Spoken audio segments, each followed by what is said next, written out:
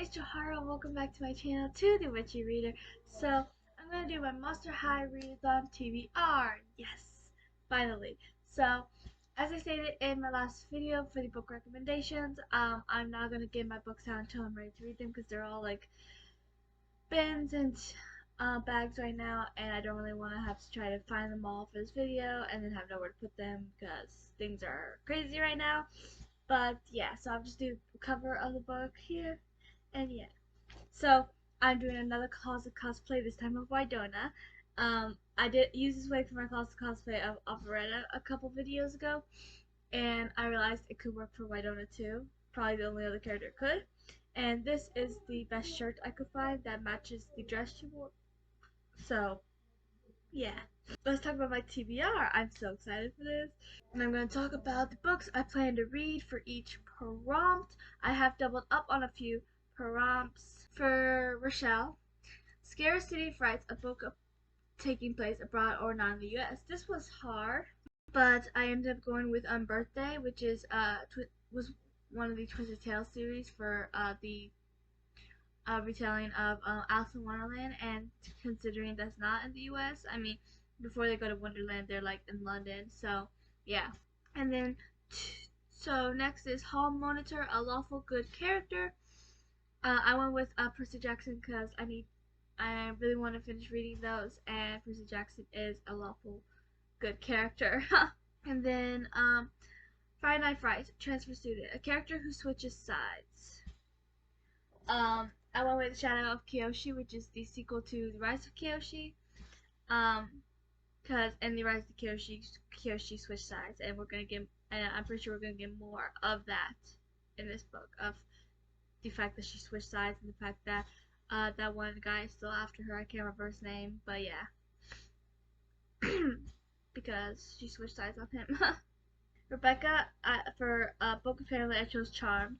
I'll be reading the 11th book because that's the one I'm on, which is the one when Paige first comes on in the books.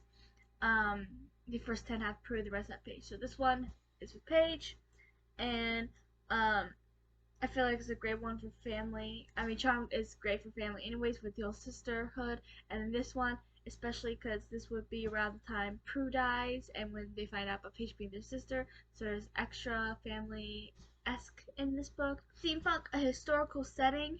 For this, I went with the Night Circus.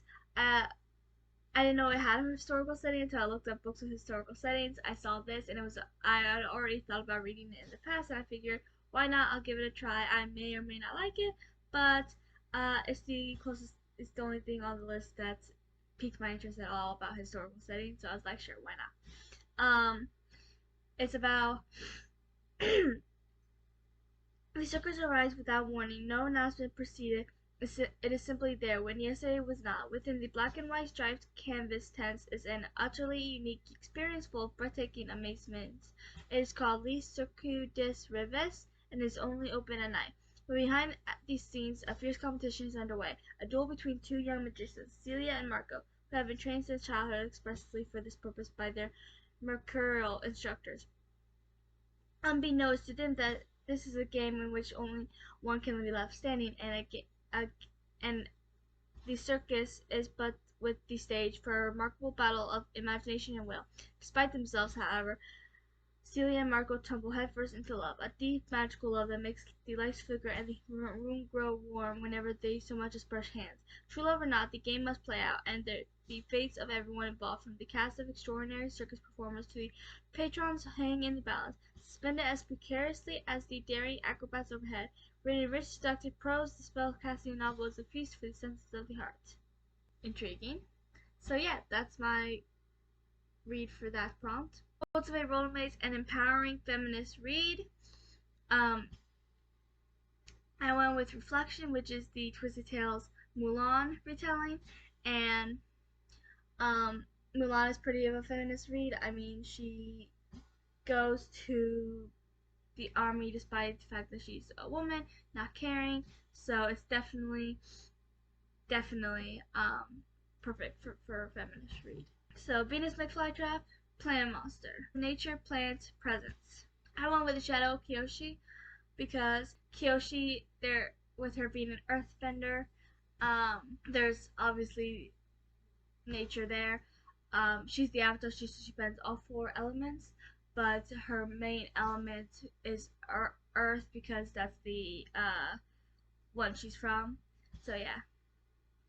And then Pollen of Persuasion, a story calling for social change. I went with Reflection again because, I mean, it's Mulan and she, this obviously needs to be social change. I mean, she's trying to be a woman warrior. Ghoul Friends Forever, a book with female friendship. So I went with Ghoul Friends Forever, which is the Monster High book series about Rochelle, Venus, and Rebecca. There's 4 books. Robin, Claire, and I, and anyone else who wants to join, we are the hosts, and anyone else who wants to join, I'll be linking the Discord along with Twitter handle for this and both Robin and Claire's channels. So definitely check them out. But we will be buddy reading. This will be, since we have a lot of books on our TBRs, we're going to only be reading this book this month, and we're going to read a book a month for this, and it's only 4 books, so it'll only take 4 months. Not too bad. So yeah, next month we are going to be reading the first Ghoul Friends Forever book. So for Nathan Roth,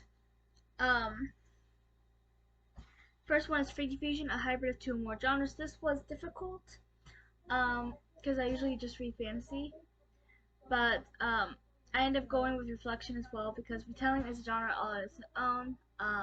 Then there's obviously action for Mulan being at war, so yeah, that's how I interpreted that. Next is Rainbow, a book with LGBT rep. I went with Shadow of Kyoshi because the main character Kyoshi is bisexual, and then her girlfriend Rainy, I'm pretty sure is a lesbian. I mean, but she's attracted to women, obviously, so because they're together. So definitely LGBT rep. It's great to see a bisexual main character. Next is Freaky Flaw, a character with a tragic past. I went with Effigies. I haven't read this series in a really long time, but I love this trilogy. Maya does have a tragic past. I mean, when the story first starts, she's living with her uncle because her parents and twin sister had died in a house fire that she survived. She was the only survivor. And in this series, there's 4 effigies. Each effigy controls a different element, and when one effigy dies, another one is called upon their place, and that's where Maya comes in. She's the new she's the new fire effigy. So yeah,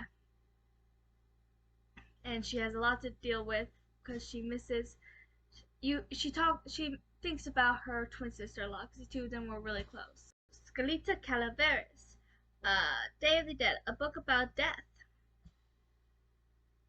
So for this I went with Skinjacker Trilogy because in the very first chapter, the 2 main characters, Allie and Nick, they're in a car crash and they die. Yeah, very first chapter. That's one way to open a book. But they wake up 9 months later in Everlost, which is a place in between life and death. It is the place where you go when you die and you aren't ready to move on. You have unfinished business or something, or you're in a coma, so you're not technically dead and you can't move on, even if you are ready in all other terms.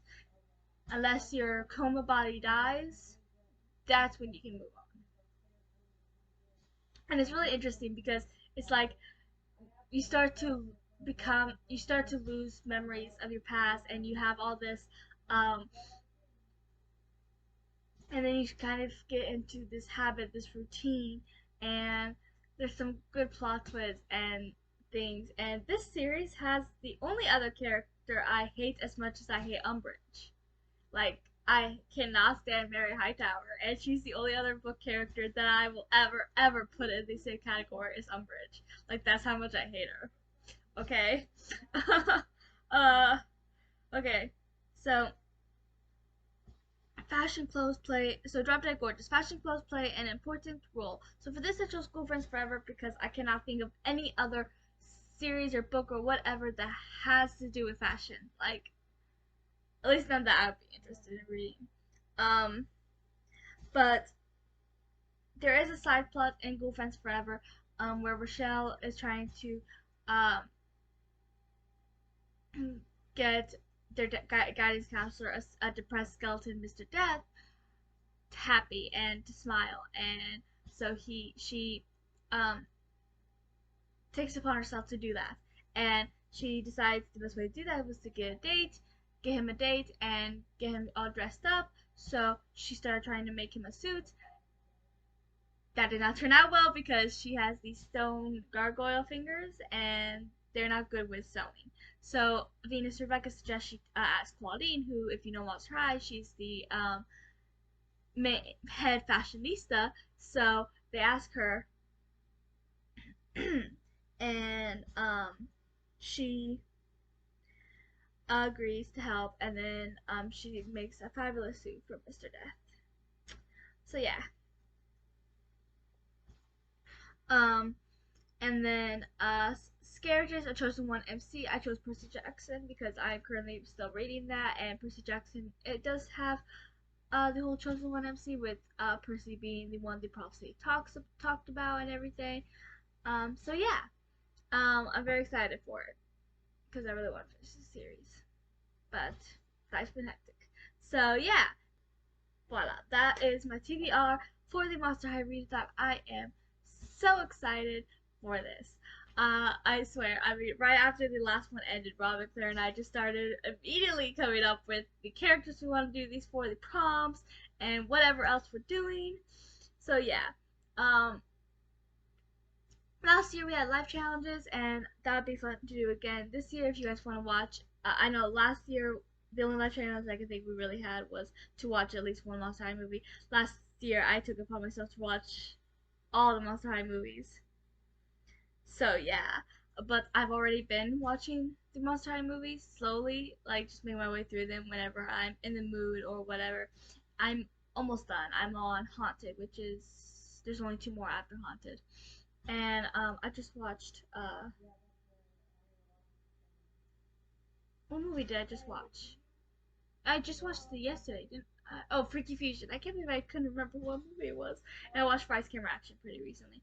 So yeah, October 6th is when the live action Monster High movie comes out on Paramount Plus, and I'm so very excited for it. So I'll definitely be reading that on that day. So yeah. And then the new series that's coming out, the new animated series comes out like late in October, like 20 something. I don't remember the exact day, but yeah. So yeah, a lot of new Monster High content this month, as well as our readathon. So it's a very Monster High month. Not to mention, because of this new generation of Monster High, they are coming out with adult Monster High costumes to Spear Halloween. I'm so excited for that. I'm going to be dressing up as Draculaura, because she's my favorite character, and I cannot wait. Like, I'm so excited to be Draculaura. Like, uh, this is gonna be the best month for Monster High fans. But yeah, so please like and subscribe and comment um, if you're participating, and yeah, and I'll talk to you guys below in the comments, and I'll see you guys next time.